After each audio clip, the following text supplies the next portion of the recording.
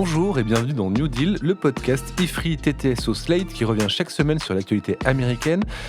Je suis Christophe Caron et je suis en compagnie de Laurence Nardon, responsable du programme Amérique du Nord à l'IFRI. Bonjour Laurence. Bonjour Christophe. Laurence, le jeudi 13 avril, le FBI a arrêté un certain Jack Douglas Teixeira, un jeune homme de 21 ans, employé par l'US Air Force dans le Massachusetts, qui a été accusé d'avoir fait fuiter une centaine de documents ultra secrets pour impressionner ses amis.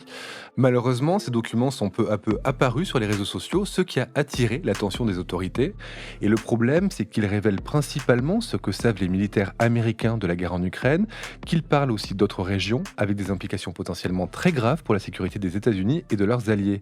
Alors, comment un tel événement peut se produire dans un pays où le réseau des agences de renseignement est a priori aussi puissant ? Laurence, cette semaine, vous allez nous raconter comment fonctionne ou dysfonctionne le renseignement aux États-Unis. Et pour commencer, on va quand même revenir un petit peu sur les faits qui sont reprochés exactement à Jack Teixeira. Eh bien, Teixeira était membre plus précisément de la Garde nationale aérienne du Massachusetts, où il travaillait comme informaticien dans la section chargée du renseignement. Il avait une habilitation secret défense, ce qui lui donnait accès à tous les documents. Et en effet, il les a fait fuiter dans un groupe de joueurs en ligne sur Discord. Ce groupe d'une trentaine de jeunes s'appelait en l'occurrence Thug Shaker Central. Alors, comme je suis très professionnelle, je suis allée me renseigner. Thug Shaker, c'est une danse pratiquée par les jeunes hommes plutôt dans la communauté afro-américaine, une danse totalement obscène. Teixeira, qui n'est pas afro-américain, avait appelé son groupe comme ça, on ne sait pas pourquoi. Quoi qu'il en soit, les documents ont mis 2 à 3 mois à émerger sur les réseaux plus grand public, et Teixeira a été arrêté au titre d'une violation de l'Espionnage Act de 1917. Pas très malin de la part de Teixeira. Cet espionnage Act date donc de 1917. Je crois de mémoire que c'est celui qui a permis d'inquiéter Trump dans l'affaire des documents qu'il n'a pas rendus après son départ de la Maison-Blanche. Oui, cet espionnage Act, eh bien, il interdit le vol, la détention et la diffusion de tout document classé secret défense aux États-Unis. Et c'est parce que Teixeira et Trump se retrouvent donc dans le même bateau avec la même accusation que certains membres de l'extrême droite américaine le traitent aujourd'hui en héros. C'est le cas par exemple de Tucker Carlson, ce commentateur sur Fox News, et de Marjorie Taylor Greene, cette élue de Géorgie. Pour eux, Teixeira est un héros parce qu'il révèle les mensonges de l'administration Biden dans la conduite de la guerre en Ukraine. Alors, j'ajoute que ce sont les seuls à dire ça. Le reste du parti républicain et même très à droite aux États-Unis ne les suivent quand même pas sur ce terrain. Cette affaire nous permet de revenir sur l'appareil de renseignement tentaculaire dont disposent les États-Unis et qui est très efficace. On pense à la CIA, entre autres, mais il n'y a pas qu'elle. Est-ce que vous pouvez nous en parler ? L'agence la plus ancienne au niveau fédéral aux États-Unis, ça a été le Bureau of Investigation, BOI, qui est l'ancêtre du FBI.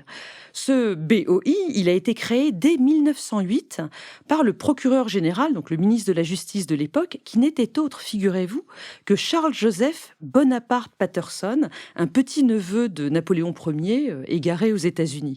On était alors sous le président Theodore Roosevelt. À l'époque, ce BOI, il a été créé pour lutter contre le crime organisé aux États-Unis. Il a été renommé FBI par une loi de 1935. Aujourd'hui, le FBI, donc le Federal Bureau of Investigation, s'occupe principalement de contre-espionnage sur le territoire américain. À ce titre, il est l'équivalent de la DGSI en France. Alors le contre-espionnage, c'est la manière dont on surveille les espions sur son propre territoire, mais comment ça se passe du côté de l'espionnage quand on va espionner les autres territoires ? Sur l'espionnage proprement dit, il n'y a pas eu d'agence fédérale avant la Deuxième Guerre mondiale. En décembre 1941, l'attaque de Pearl Harbor, elle a été vue, à juste titre, comme un terrible échec du renseignement américain. Et dès 1942, le gouvernement a créé l'OSS, l'Office of Strategic Services, qui coordonne les activités des agences de renseignement qui, jusqu'alors, étaient éparpillées entre les différentes armées, les différents ministères, et qui opéraient chacun dans leur coin. Vous parlez de OSS, mais est-ce que ça a un rapport avec OSS 117 ? Absolument. OSS 117, avant d'être cette série de films avec Jean Dujardin et qui sont des parodies, ça a été une série de livres qui ont eu un succès planétaire, 75 millions d'exemplaires vendus, des livres écrits par un Français, Jean Bruce et sa famille, et qui racontent l'histoire d'un espion de l'OSS. Alors c'est un Américain dans la version originale, c'est d'ailleurs pas une parodie.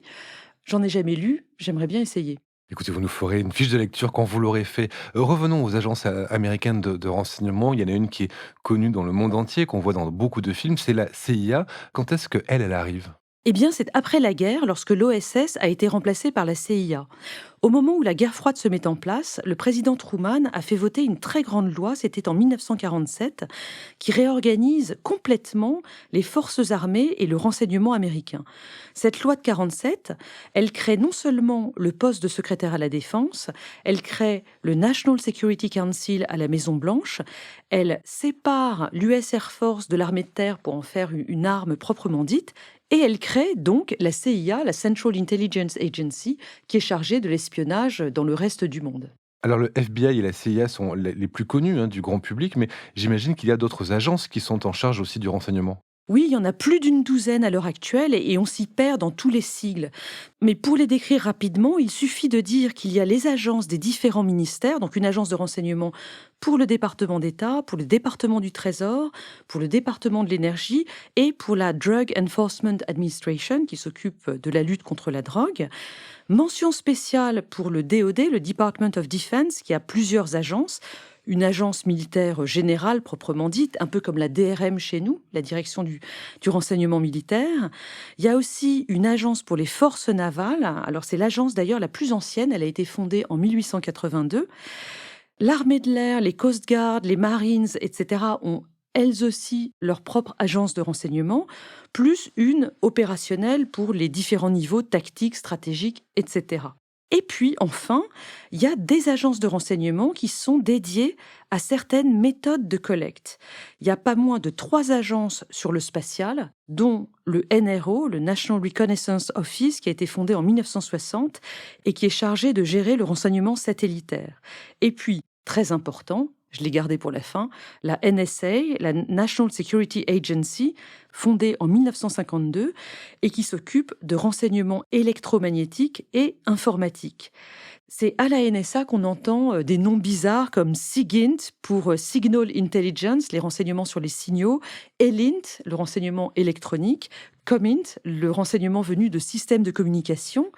Et pour gérer tout ça, pour dépouiller la somme énorme de renseignements qui est collectée et qui peut être faite que par des humains malgré les logiciels, eh bien, la NSA emploie 32 000 personnes, c'est-à-dire beaucoup plus que la CIA qui n'en emploie que 22 000. La NSA, pour finir, s'occupe aussi de la sécurité des systèmes informatiques américains, c'est ce qu'on appelle la cyberdéfense, pour lutter contre les cyberattaques. Mais là, on voit qu'il y a une multitude d'agences. Est-ce qu'elles arrivent à travailler ensemble? Est-ce que c'est pas finalement un défaut pour les États-Unis d'avoir autant de petits îlots de renseignement? Ben oui, évidemment, parce qu'entre toutes ces agences, il y a une dynamique permanente entre coordination, échange de renseignements d'un côté, désorganisation et repli sur soi de l'autre. Et d'ailleurs, vous avez parlé tout à l'heure du manque de préparation avant Pearl Harbor, mais ce manque de préparation et ces problèmes de renseignement, c'est quelque chose qu'on a pu aussi remarquer avant le 11 septembre 2001. Oui, la commission d'enquête sur les attentats du 11 septembre a montré que beaucoup d'éléments des attaques avaient été repérés, mais qu'il n'y avait pas eu de coordination, que les informations n'étaient pas remontées et que donc les attentats n'ont pas pu être empêchés. C'est pour ça qu'en 2004, le Congrès a adopté une nouvelle loi pour créer un poste, celui de directeur du renseignement national, Director of National Intelligence, pour superviser toutes ces agences. Alors, à l'heure actuelle, c'est une femme, Avril Haines, la première à ce poste. Un autre problème qui avait été identifié juste après le 11 septembre, c'est que les responsables donnaient trop d'importance aux systèmes d'écoute à distance, notamment ceux de la NSA, par rapport aux espions humains sur place qui parlent la langue, qui se fondent dans la société pour espionner ce qui se passe. C'est ce qu'on appelle le Human Intelligence. Là aussi, il y a eu des recadrages. Est-ce que toutes ces mesures ont eu un effet? Est-ce que le renseignement américain est plus efficace? Écoutez, les renseignements américains avaient bien prévu l'attaque russe en Ukraine en 2022, donc ils ne sont pas complètement à l'ouest en ce moment. Ce qu'il faut dire en revanche, c'est qu'il y a eu pas mal de scandales liés à des fuites dans les années 2010. En 2010, c'est l'affaire Wikileaks. Le fondateur Julian Assange publie des tonnes de documents et de vidéos qui dénoncent les actions militaires des États-Unis en Irak et en Afghanistan.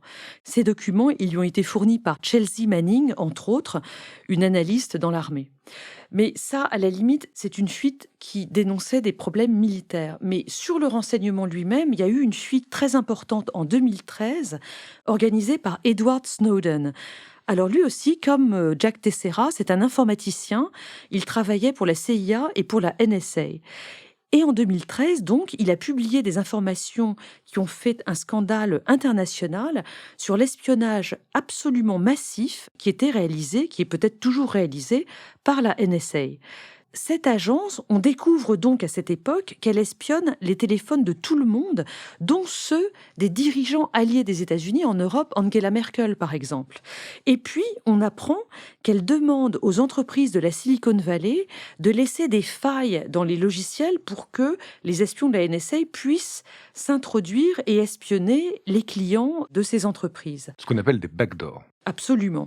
Alors là-dessus, il faut voir le documentaire de Laura Poitras sorti en 2014 qui s'appelle Citizen4.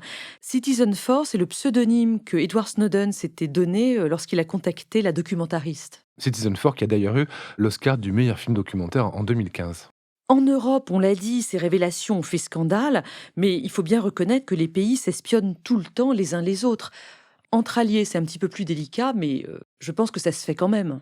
Pour revenir à notre histoire de début, autant Edward Snowden a peut-être fait ça par conviction, par des principes de méfiance envers l'État et envers la surveillance, tandis que Jack Teixeira, lui, semble plutôt avoir agi par vanité personnelle et simplement pour amuser la galerie.